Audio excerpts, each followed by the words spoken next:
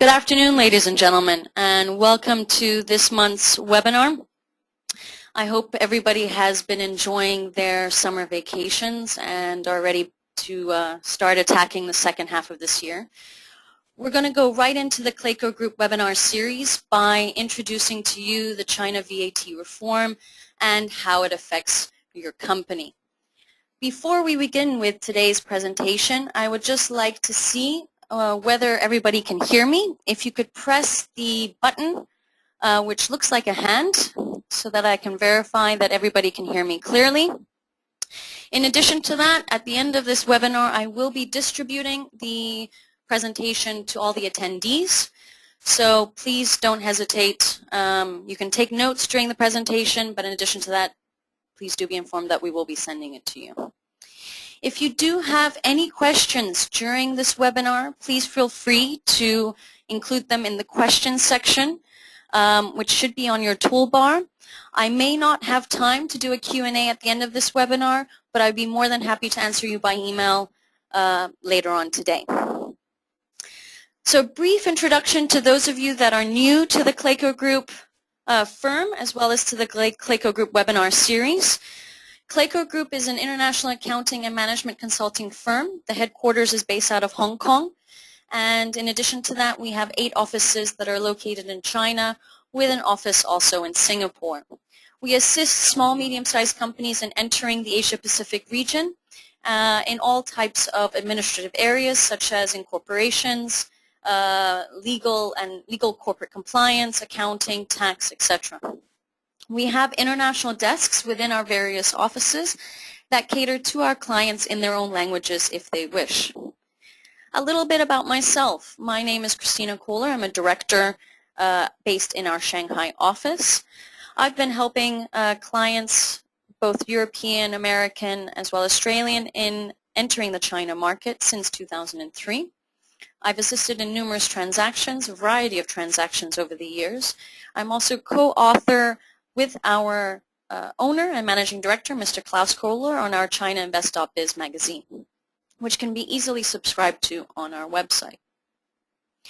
So to get right into the swing of things on how the VAT reform has been affected into China, I'll start right from the historical background. Over 1 million more taxpayers were included in China's VAT reform, which expanded nationwide in August of this year. In an effort to avoid double taxation for businesses, the Chinese government introduced a pilot program in Shanghai last year to basically replace the business tax in transport and some service sectors with a value-added duty that is charged only on the added value of each link in the production chain. The plan was later extended to various provinces and cities around China, and in April of this year, the government decided that as of August 1st, it will be rolled out all across the region. In the first 5 months of 2013, the reform has eased tax burdens for companies in China by 40 billion renminbi, which is the equivalent to about 6.5 billion US dollars. And this is for approximately 1.3 million businesses in the 9 regions that I've listed here. In addition to bringing the reform to more regions, the government is also considering extending the plan currently applied in the transport and service sector to more areas, but this is still under consideration. As of May 2013, the State Administration of Taxation as well as the Ministry of Finance came out with Tax Circular number 37 to extend the BT VAT to all over the country as of the 1st of August. So in this webinar, I will be focusing on Circular 37 and the actual amendments that have been created.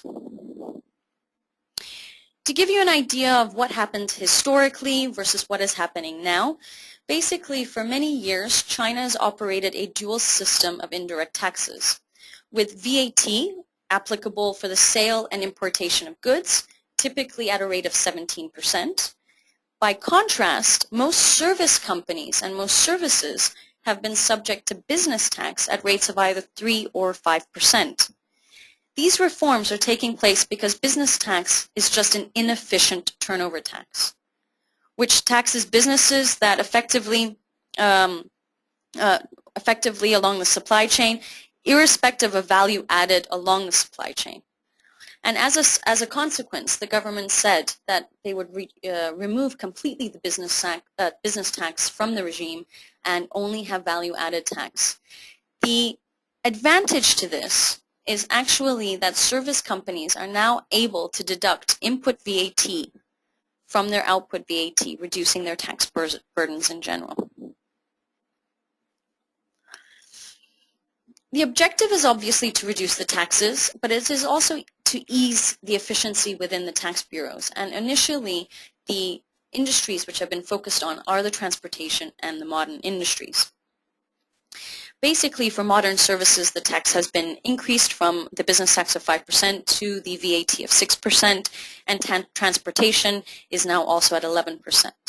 To give you an idea of what transport services are, this is the dispatching cargoes or passengers to the destination by means of transportation vehicles, including land, water, air, and pipeline. Rail transportation is specifically excluded from this. Activities included in the logistics and ancillary services include aviation services, port services, freight and passenger station services, salvage rescue services, freight forwarding services, customs clearance services, warehousing, and material handling services.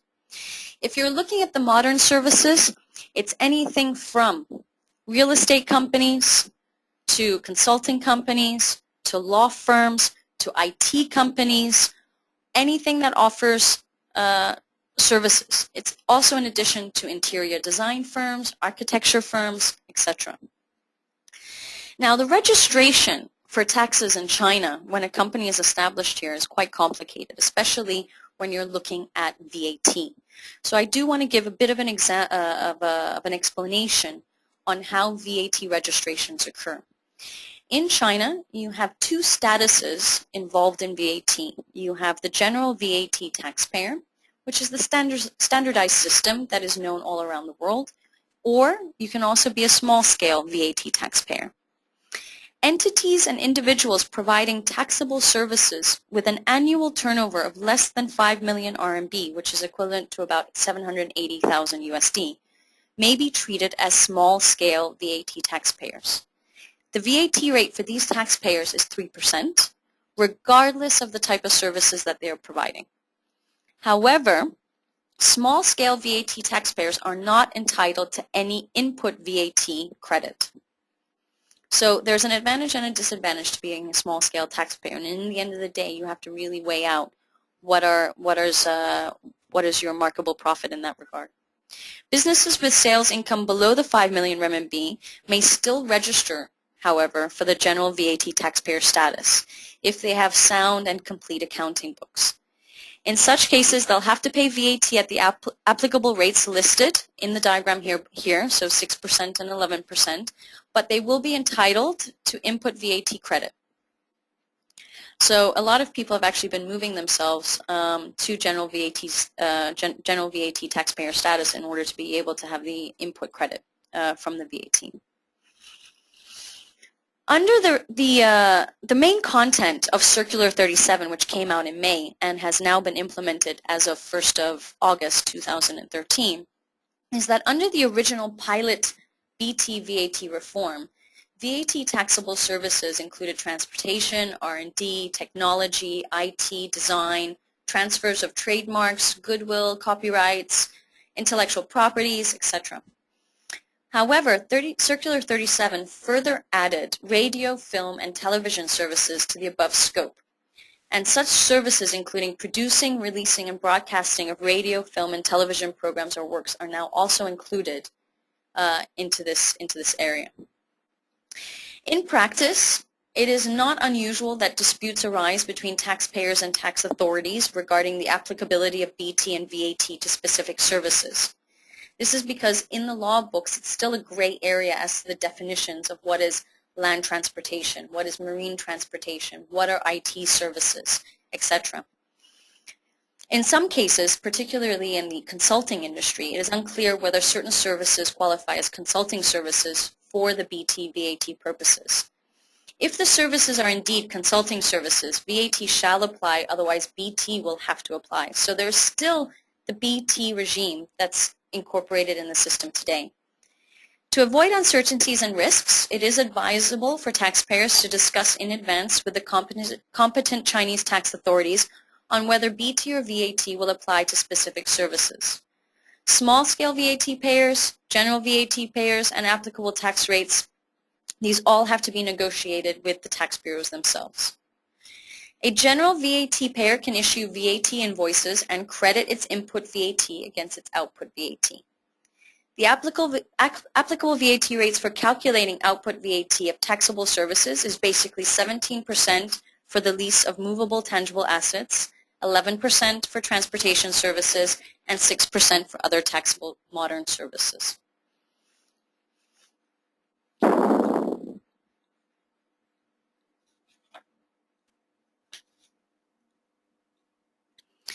Here is a more detailed description of the pilot industries that have been discussed. I haven't included here film, radio, and television because this is a new addition into the service scope issued by Circular 37, but it goes into more detail in regards to each level, what is actually included.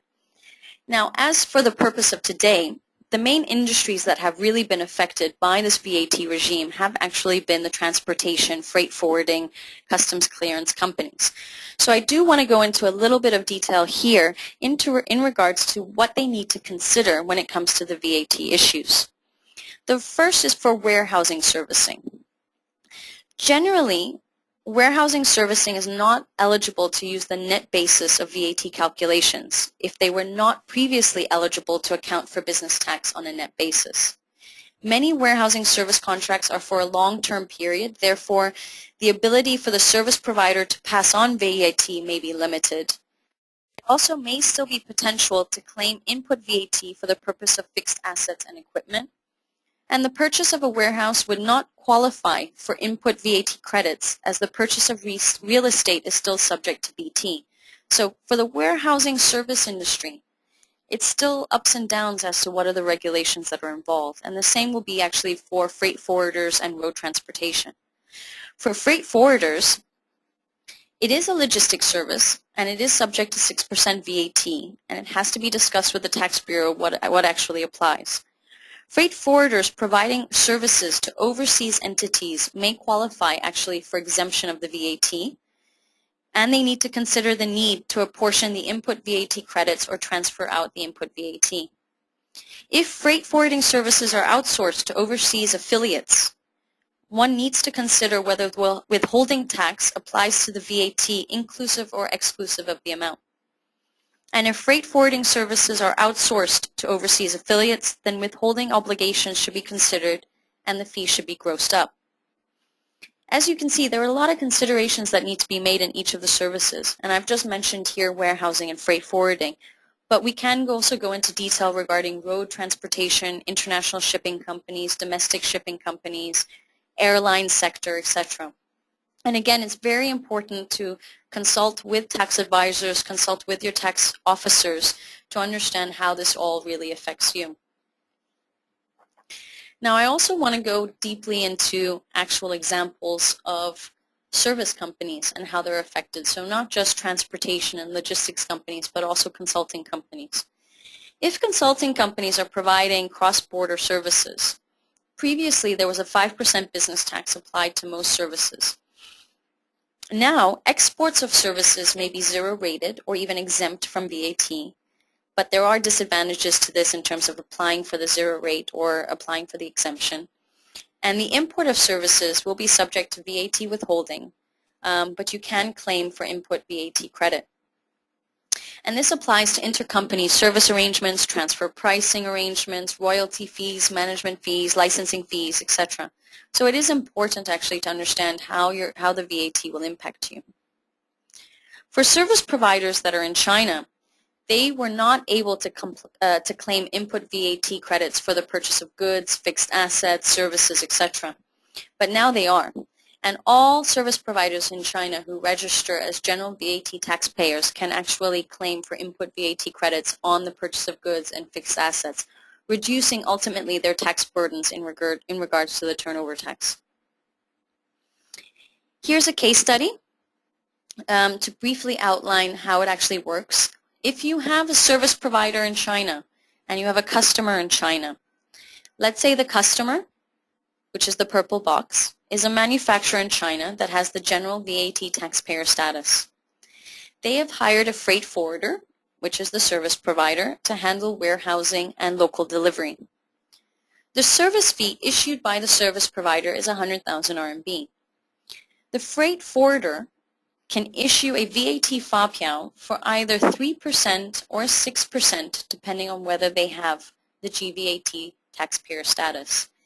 If they have the GVAT taxpayer status, the invoice will include 6%, and if they're not, they're a small-scale taxpayer, it will be 3%.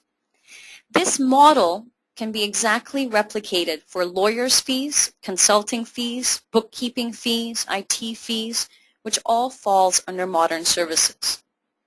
But one thing to keep in mind and to place perspective is that rental fees, which is still a service, you're renting an office space or you're renting a manufacturing facility from a landlord, this is still considered as a traditional service, and such it's still subjected to 5% business tax. So that's why it's very important to understand exactly the definition of what are modern services and what in your accounts payables are considered as modern services and what are still considered as traditional services that would apply with the business tax. Now let's say you're exporting a service. You're a service provider that's located in China. You're exporting a service to a customer that's in the US. The customer is a manufacturer in the US. They've hired a freight forwarder, the service provider in China, to handle customs clearance, warehousing, and local delivery of imported goods into China. The service fee issued by the service provider is 100,000 RMB, and the freight forwarder will be liable to pay a VAT tax of 6% on the invoice value in China. And there's no possibility in this flow to apply for the tax exemption. Lawyers' fees, consulting fees, booking, anything that is related to modern services would fall into that scope. So in this regard of exported services, you wouldn't be able to claim for the zero rate or for the tax exemption. And I'll go into more detail later in what type of services you can apply for that. The next example, let's say you are a customer in China and you're a service provider that's overseas. So the customer is a manufacturer based in China. They are using the trademark of the parent company in China. The parent company is considered as the service provider because it's sort of leasing its trademark to the China company. They must pay a licensing fee for the trademark to the US company, which is the service provider. The service fee issued by the service provider, the US entity, is 100,000 RMB. The China manufacturer will be liable to pay a withholding tax of VAT for 6%, plus a withholding tax of EIT for 10%, which if the service provider is located in Hong Kong or is located in Singapore could be 7%. Those rates are based on the double taxation agreements. The Chinese manufacturer, in this case, can apply for a VAT credit, which basically means he's exempt from paying it, but he still has to pay it up front, but he gets a credit in his account. And this would similarly apply for any of the modern services that US law firms, for example, provide to Chinese companies that are based here. Now, to go into detail about the export of services and whether you're able to apply for VAT refunds or VAT exemptions. So according to Circular 131, it clarifies the scope of services subject to zero-rated VAT and exemption. The export of services that are subject to zero-rated VAT and exemption are both exempt from output VAT. The significant difference between zero-rated VAT and exemption is that under zero-rated VAT, the input VAT attributable to the export of services can be credited from VAT payable for domestic services or refunded, while under the exemption system, the input VAT cannot be credited. So it's actually considered then at that point the cost.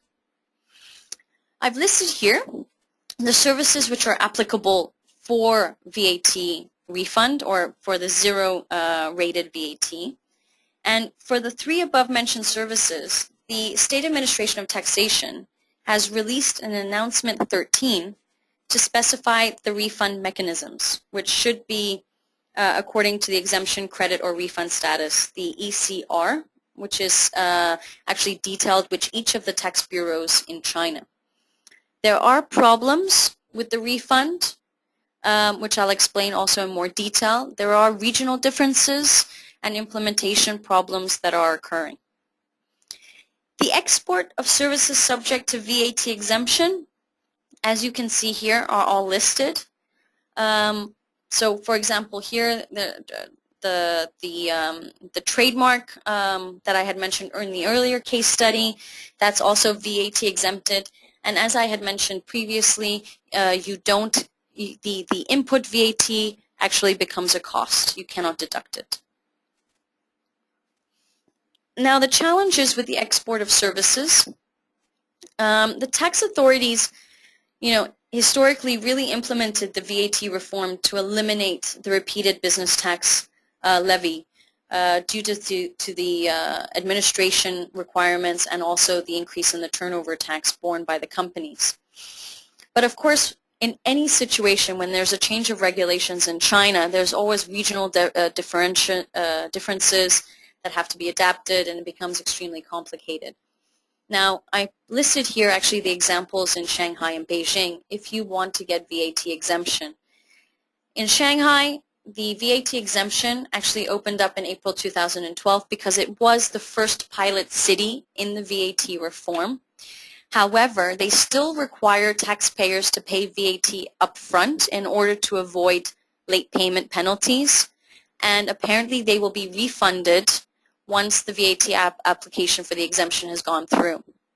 In Beijing, on the other hand, the application for VAT exemption came open in December 2012. You do not have to pay the VAT up front. You automatically submit documentation based on a self-assessment to get the VAT exemption automatically. So again, it's very important to check locally in the city you're living in, talk with your local tax bureau and see what are the situations. Now, I do want to explain, since the VAT pilot reform came out, what are the effects on various industries? And one of the examples and case studies that I want to provide is how it has affected the transportation sector. Basically, after the implementation of the VAT reform, there has been a significant change in the transportation sector, because BT was at a rate of 3%, and now VAT has been increased to a rate of 11%. Under the business tax regime, the transportation services paid business tax on a net basis, so on the net income amount. That is, business tax was not levied on the gross revenue from transportation activities, but was instead imposed on the net revenue from such activities. In effect, businesses in transportation services, they were entitled to deduct certain expenses from their gross revenue in calculating their business tax liability. By comparison, under the VAT reform, if the expense is subject to VAT, then potentially an input VAT credit can be claimed. However, in practice, transportation services may not generate significant input VAT credits until such time as they replace their existing vehicles or replace their fixed assets. Therefore, actually, by replacing business tax at a rate of 3% with VAT at a rate of 11%, they're actually increasing their tax liability. Now, having said that, and having said that it's a disadvantage in the transportation sector, to remedy this problem, there was a circular that was issued called Circular Number 5, which was issued in 2012, and it was enacted to clarify that taxpayers whose VAT liabilities have increased compared to the business tax liabilities previously are entitled to apply for financial subsidies. But all of this requires discussion with the local tax bureaus, applications with the local tax bureaus, and defending the case that you were paying less business tax compared to VAT. Now, what is the effect on multinational companies? The effect on SMEs has been minimal. The real effect has been shown actually on the multinational companies that are in China. And the VAT reform has definitely provided benefits to foreign companies that are located here in China. First, for those foreign companies engaging in providing export and import services, under the business tax regime, a 5% business tax applied to most services, which were either exported from or imported into China. While under the VAT regime, the exports of services may be zero-rated or exempt from VAT, and the imports of services, which are subject to VAT withholding, may claim for input VAT credit. Secondly, for those foreign companies engaging in providing services or sales of goods, they are entitled to claim input VAT credits for the purchase of goods, fixed assets, and services used in their businesses, which was not allowed originally in the business tax regime. Now, this circular number 5 that I had mentioned earlier for transportation services confirms that particularly the Shanghai government, they will provide subsidies to those taxpayers whose tax burden is significantly higher after the reform. In this regard, like I said, it's very important to check your status, how it looks, and talk to your local tax bureaus. Taxpayers in general should also actively communicate with customers and suppliers, reevaluate their business models, including but not limiting to pricing models, invoice issuance, previous arrangements and negotiations in terms of who is actually liable for the business tax, in order to really effectively provide solutions on the VAT liabilities and to really find tax optimized benefits. Considerations actually for companies that are now under the VAT regime. And what's been very interesting for me to find out is that a lot of companies haven't been paying attention to this. And they suddenly get letters from their tax bureaus that they have to make meetings in relation to VAT. They have to apply for general VAT taxpayer status because their revenue is over $5 million. I can't emphasize how important it is to talk to your tax bureaus. You know that the VAT reform has occurred. Make sure you go and verify everything with them. It's important also to do an in-depth analysis for those of you that have done transfer pricing documentation, to review that transfer pricing documentation so that it matches actually with the VAT. All the questions that I've listed here in regards to VAT, whether it's what is the financial tax impact, what's the structural or operational impact, these are questions that can't be ignored. The first question, very simply, and I'll go through them one by one to explain to you what considerations you need to make. What is applicable? What is the applicable VAT rate? What's the filing method? You have to understand, are you a general VAT taxpayer or not? What is your VAT rate? You also need to outline very clearly to the tax bureau the types of services that you're offering. What are the titles of the services you're issuing on your invoices, so that they can clearly explain to you whether business tax is impacted because it's a traditional service or whether VAT is impacted. This leads on to the next question. Can you classify the service being provided? There is a book out which by the tax bureaus highlighting the VAT reform, explaining what definitions there are for service industries. I've seen it. I've also noticed that there's a lot of gray areas. It's not black and white, which is why it's more important also to talk to your tax officers. Is the input credit available for my company? Now, I'll explain a little bit about Clayco Group. We've been established for the last 10 years. The fixed assets associated with the company have already depreciated, and it's not possible anymore for me to actually use that input VAT against my output VAT with the new system. Companies that are new to the Chinese market, that are buying new fixed assets, there's no problem at all to have the input credit available. But for those companies that have been established for more than 2 years, there's no way to, or more than 5 years, sorry, there's no way to add that input credit any longer. So also, you may be disappointed thinking that the VAT would be an advantage to you, but later on you find out it actually isn't. Can I pass on the VAT cost to my customer? In theory, you can. This is just a negotiation point that you need to discuss with your customers to make sure they agree. Previously, if you were charging 5% business tax and now you're charging 6%, obviously your fees are increasing. In the transportation sector, as you can all see, and as I mentioned, it went from a 3% tax rate to 11% tax rate. And I do know that there's been a lot of issues locally in the market, complaints from customers, but unfortunately, the local transportation companies have no choice in that regard. How should I strategize for the transitional treatment right now? Well, in Shanghai, the system is pretty up to speed. All the tax bureaus are aware of how the VAT reform is and how to do the implementation. There are some cities out there, especially in the second and third tier cities, where the tax bureaus are just learning on how to do the implementation. So it is important to set up meetings with them now and understand how to manage it. What is my implication for cross-border transactions? This is important to get tax advice on. You need to understand for each workflow that you are handling, what are the tax implications? Can you apply for the zero rate VAT, or must you apply for the tax exemption?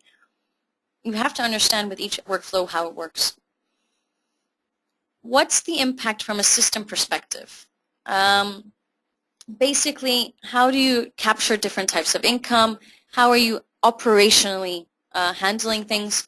Will there be cash flow issues because now you're paying more taxes versus less taxes? Do you need to adjust pricing mechanisms? Do you need to update existing contracts with new pricing?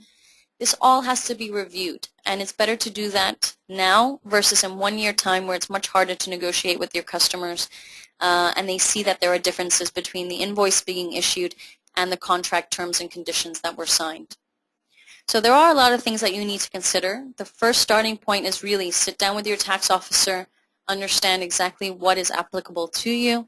The second step is to look at tax advisory and tax planning. How is the VAT going to affect you in your workflows, trade flows, etc.?